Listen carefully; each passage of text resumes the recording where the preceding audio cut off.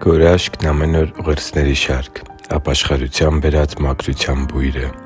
Մենք շարունակում ենք ուղերձների շարքը, որը կրում է «Քո հոգևոր անուշահոտությունը» անվանումը։ Ինչպես այս ֆիզիկական աշխարհում ամեն մարդ, ամեն ընտանիք ու ամեն ժողովուրդ իր յուրահատուկ հոտն ունի, այնպես էլ հոգևոր աշխարհում մարդիկ որոշակի հոտ ունեն։ Աստվածաշունչը սովորեցնում է իրական քրիստոնյաներից բխող անուշահոտության մասին։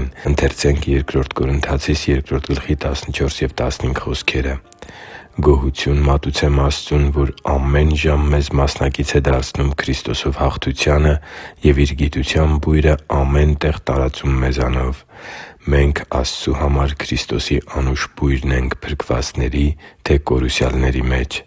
Սիրելի՛ բարեկամ, գիտե՞ս արդյոք, որ մաքրությունը բուրմունք ունի։ Ես սիրում եմ մաքրության բուրմունքը։ Դա կարող է լինել լվացված հագուստի հոտը, տանը հիմնովին կատարած մաքրության կամ հենց մանրակրկիտ լոգանքից հետո մարդու վրայից եկող բույրը։ Մաքրության հոտը հաճելի է մաքրություն սիրող մարդկանց համար։ Սրբության բույրն էլ հաճելի է Սուրբ Աստծու համար։ Տեր Հիսուսը մեր սրբության չափանիշն է։ Աստվածաշնչում գրված է, որ Նրա արյունը մեզ մեղքերից ու հանցանքներից մաքրող միակ միջոցն է։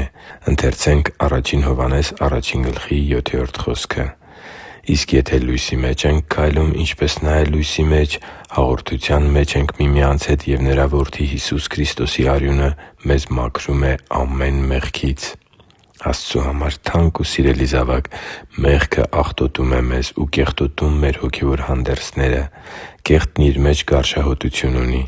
Երբևէ կանգնե՞լ ես մի մարդու կողքին, ով ամիսներ շարունակ չի լողացել։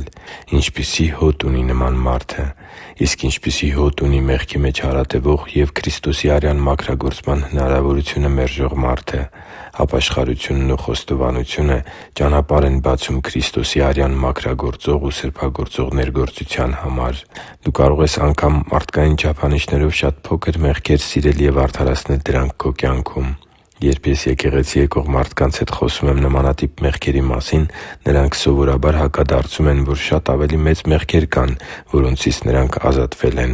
Սակայն մեզնից բխող անուշահոտությունը փչացնում է ոչ այնքան մեր գործած մեղքերի մեծ ու փոքր լինելը,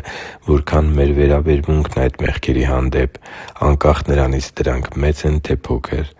Խոստովանությունն ու ապաշխարությունը մերժելը հոգևոր առումով նույնն է, ինչ ամիսներ շարունակ լոգանքից հրաժարվելը։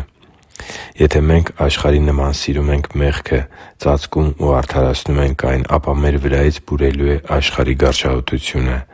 Իսկ եթե Քրիստոսի ճշմարիտ աշակերտների նման հեռանում ենք ցանկացած մեղքից ու անիրավությունից, որ տեղ ունի մեր կյանքում, և հանուն մեզ Իր կյանքը զոհած Տեր Հիսուս Քրիստոսին խոստովանությամբ և ապաշխարությամբ սրբում ենք մեր աղտոտված հանդերձները,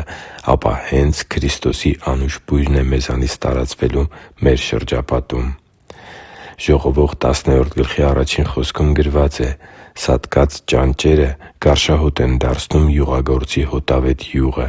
նույնպես էլ մի փոքր անմտությունն ավելի ծանր է, քան իմաստությունն ու փառքը»։ Խոստովանությամբ և ապաշխարությամբ հեռացրու քո կյանքից բոլոր սատկած ճանճերին, որոնք գարշահոտ են դարձնում յուղագործի հոտավետ յուղը։ Դարձի՛ր Քրիստոսի անուշ բույրը քո շրջապատի մարդկանց մեջ և վայելի՛ր Քրիստոսի աշակերտի կյանքով ապրելու պատիվն ու արտոնությունը։ Թող հոգևոր աշխարհը վայելի քեզնից բխող հոգևոր մաքրության բույրը։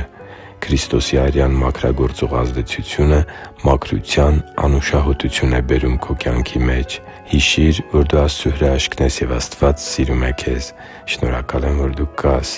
Սիրով և աղոթքով, Արման Մանուկյան։